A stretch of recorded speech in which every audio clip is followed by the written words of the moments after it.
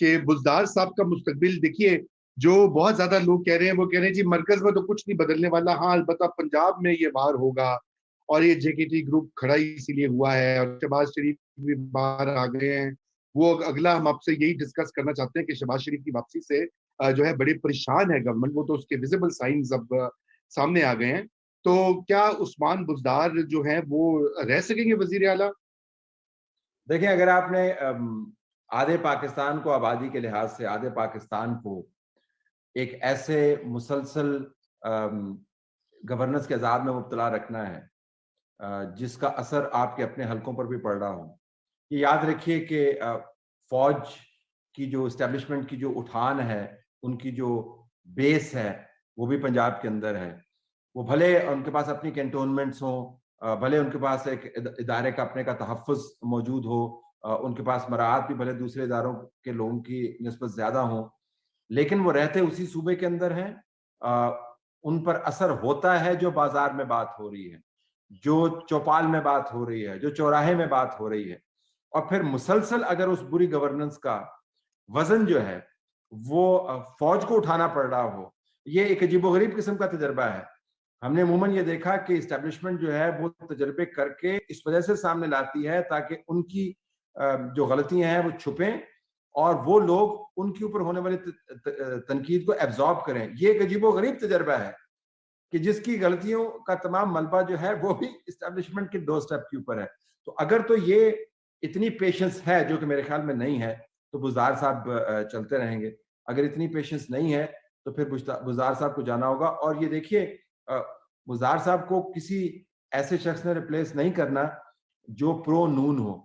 अगर आपने नून को अगले इंतखाबात में नथ डालनी है, अगर आपने उनकी मुश्कें कसनी है, तो फिर आपको ऐसे बंदे चाहिए जिनको पंजाब के अंदर जोड़ तोड़ के ऊपर मलका हासिल हो, जिनको पता हो कि धड़ेबंदी कैसे करते हैं। तो मेरे ख्याल में बुज़दार साहब जो हैं, उनकी जो सबसे बड़ी इनकॉम्पिटेंस आपको नजर आएगी इलेक्शन के करीब, कि वो तो यूनियन काउंसिल का इलेक्शन भी मैनेज नहीं कर सकते हैं। तो अगर नून लीग के रास्ते बंद करने हैं तो बुज़दार साहब को जाना होगा। जी बिल्कुल, वो उनको जाना होगा। और ये इसी से जुड़ा जो नून लीग का सवाल है, तलत आपको भी मालूम है कि शहबाज शरीफ के वापस आने में और मुतहरिक होने से चेमगोइयाँ, सरगोशियाँ, कंस्पिरेसीज का बाजार खुल गया है। यानी कि एक नया दबिस्तान जो है इस वक्त वो खुला है। शहबाज की क्या डील हो गई है, वो डील कर रहा है, भाई को पीछे कर देगा, मरियम पीछे हट जाएगी, या ये बात हो रही है। लोगों ने तो ये भी क्लेम कर दिया भाई डील हो गई है, वो दे जाए गन्ना हुइया ने। तो आप हमें थोड़ा सा इसके बताएं कि आपकी एक तो ये कि आपकी इंफॉर्मेशन क्या है, और जाहिर बात है उसके बाद आपका अपना एनालिसिस क्या है based on your past observation of ये जो होती है गवर्नमेंट्स का और सिविल मिलिट्री ताल्लुकात के हवाले से। देखिए, एक तो मुझे इस वक्त आप मरकजी रोयत हिलाल कमेटी के मेंबर लगे हैं जिनको वो चांद नजर आ गया है जो हम में से किसी को नजर नहीं आया। आपने शहबाज शरीफ की तहरीक को भांप लिया है। हमारी नजर से उनकी तहरीक जो है उसका कोई शवाहिद अवेलेबल नहीं है, लेकिन जाहिर है आपकी गवाहियां हैं, आपने शायद बदीन से कोई गवाही पकड़ी होगी, इस वजह से आपको वो चांद नजर आ गया जिस तरह ये चांद नजर आ गया। देखिए, शहबाज शरीफ साहब वापस आ गए हैं और बकौल आपके वो मुतहर्रक भी हो गए हैं। लेकिन ये मैं आपको बता दूं कि शहबाज शरीफ साहब even in the best of circumstances, आपने बहुत करीब से सियासत को देखा है, वो पॉलिटिकल मैनेजमेंट नहीं कर सकते, वो इंतखाबात की स्ट्रेटजी नहीं बना सकते। वो एक बहुत अच्छे मेयर हो सकते हैं, वो एक एडमिनिस्ट्रेटर हो सकते हैं, वो प्रोजेक्ट को चला सकते हैं, एग्जीक्यूट करवा सकते हैं, शेर व शायरी कर सकते हैं, माइक गिरा सकते हैं। लेकिन जो उनका मद्दे मुकाबिल है, उसके लिए जो सियासी धड़ाबंदी करनी है या सफबंदी करनी है या जोड़ तोड़ करनी है, वो उनके बस का रोग नहीं है। तो वो नवाज शरीफ नहीं करनी है। तो शहबाज शरीफ का बाहर आना मेरे ख्याल में एक कैलेंडर बना हुआ है एक्टिविटी का, जिसका अगर मुझे याद पड़ता है कि शायद पिछले प्रोग्राम में हमने जिक्र किया हो कभी, लेकिन मैं कम से कम अपने वीलॉग्स में और ट्विटर में जिक्र करता हूँ। पॉलिटिकल कैलेंडर बना हुआ है जो कंसेशंस का कैलेंडर है जिसको आप कह सकते हैं, और आहिस्ता आहिस्ता उसके ऊपर जो है टिक मार्क्स लगते जा रहे हैं। ये मैं आपको बता सकता हूँ, जब शहबाज शरीफ साहब की बेल का मामला हुआ और जज साहब जो है वो उनका ख्याल था कि उन्होंने वो फैसला नहीं दिया जो उनके सीनियर जज ने कहा, और उसके बाद फिर वो राब्ते में नहीं आ पा रहे थे। तो फिर जब उनका राब्ता हुआ तो उन्होंने एक और जजमेंट लिख दी, you know the whole story.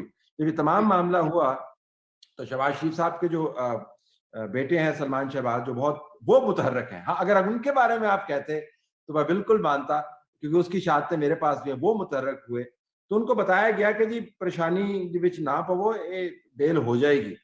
तो बेल हो गई फिर आखिर में। अभी भी इनको ये बताया गया कि परेशानी च ना पवो, अखीर दे विच इन्होंने इजाजत मिल जाएगी। तो अब एक कैलेंडर बना हुआ है। लेकिन बुनियादी मसला जो इस्टेब्लिशमेंट का और इमरान खान का है, वो ये नहीं है कि शहबाज शरीफ अंदर हैं या बाहर हैं। शहबाज शरीफ as directed by Nawaz Sharif, मेरे ख्याल में ये एक लीथल कॉम्बिनेशन है, और अभी तक तो ये कॉम्बिनेशन कायम है। शहबाज शरीफ इस वजह से उनको मुश्किल लगती है कि एक ग्राउंड के ऊपर एक और बंदा मौजूद है मरियम के साथ, जो काम कर सकता है। जी, वो ग्राउंड पे भी मौजूद है, लेकिन तलत भाई एक और इसमें अहम इशू ये कि इस्टेब्लिशमेंट को जो काबिल कबूल चेहरा है, मैं तो अभी तक की बात कर रहा हूँ, मुस्तकबिल में जो होता है वो अल्लाह जानता है। आपको पता है यहाँ पे हालात बदलने में देर नहीं लगती, लेकिन फिलहाल जो काबिल कबूल चेहरा और फिगर और बयानिया जो है, वो शहबाज शरीफ का ये है कि जो कि डायरेक्टेड भी है नवाज शरीफ से, उनके भाई भी हैं, मगर मुफाहमत और टकराव की बात नहीं करते। तो आपके ख्याल से ये जो पूरा फाल जो है, क्या नवाज शरीफ इस पूरी अरेंजमेंट के साथ खड़े होंगे? क्या वो आगे बढ़ेंगे कि वो खुद और मरियम साहिबा को थोड़ी देर के लिए पीछे कर लें या बैक सीट ड्राइविंग करें और आगे शहबाज शरीफ हों फ्रंट पे? क्या ऐसी कोई अरेंजमेंट बन सकती है? क्योंकि बहुत से लोगों का ये कहना है कि जो हमें इतलात है, थोड़ी सारी बातें कोई इस तरह की इतलात वो 100% मुसद्दिका तो नहीं होती, लेकिन उनका ये कहना है भाई ये सोच जरूर है मौजूद इस वक्त इक़्तिदार के ऐवानों में, और हकीकी इक़्तिदार के ऐवानों में, मेरा मतलब वहाँ पे है।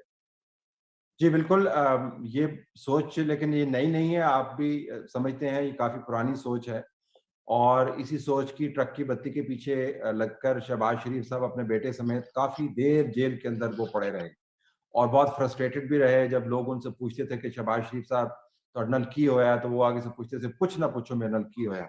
ज़ाहिर है उन्होंने अपना खानदान के अंदर भी लड़ाई मोल ली, पार्टी भी उन्होंने चलाने की कोशिश की, कंसेशन भी ना मिली, सबसे ज़्यादा तनकीद भी उनके ऊपर हुई। तो वो देखते होंगे कि इससे कि नवाज शरीफ साहब जो हैं वो मुल्क से बाहर मौजूद हैं, अपनी सियासत चला रहे हैं। मरियम नवाज जो हैं वो तगड़े अंदाज से खड़ी है और वोट गेटर है। तो वो सोचते होंगे कि यार मुझे इस तमाम मामले में क्या चीज़ हासिल क्या हुआ? लेकिन ज़ाहिर है वो नज़रियाती तौर पर और टेम्परामेंटली वो ऐसे बने हुए हैं कि वो काबिल कबूल चेहरा रहेंगे मुसलसल इस्टेब्लिशमेंट के लिए। अब इस्टेब्लिशमेंट का इशू ये है कि जो काबिल कबूल चेहरा है, क्या वो मकबूल चेहरा भी है? क्या उसके ज़रिए वो काम कर सकते हैं? तो काबिल कबूल चेहरा तो इमरान खान भी है इस्टेब्लिशमेंट के लिए। तो क्या मकबूल चेहरा भी है? क्या वो मौसर चेहरा भी है? तो पाकिस्तान को आपने चलाना है या आपने चहीते और सौतेले की बहस करते रहना है? आई थिंक ये बहुत बड़ा क्रिटिकल सवाल है कि जो जिसको आप सौतेला समझते हैं, वो आपका सौतेला होगा लेकिन लोगों का चहीता है। जो आपका चहीता है, वो आपका चहीता होगा लेकिन मोहल्ले में निकलते हैं तो लोग उसको गंदे अंडे मारते हैं। तो अब अ, ये इश्यू है एस्टेब्लिशमेंट के लिए। तो शहबाज शरीफ, नवाज शरीफ के साथ डिटैच होके इज़ नथिंग। नवाज शरीफ के बिल्कुल। साथ अटैच होने का मतलब ये है कि नवाज शरीफ के बयानिए का बर्डन उनको कैरी करना पड़ेगा। तो द बॉल और the burden is really in the court of Shahbaz Sharif.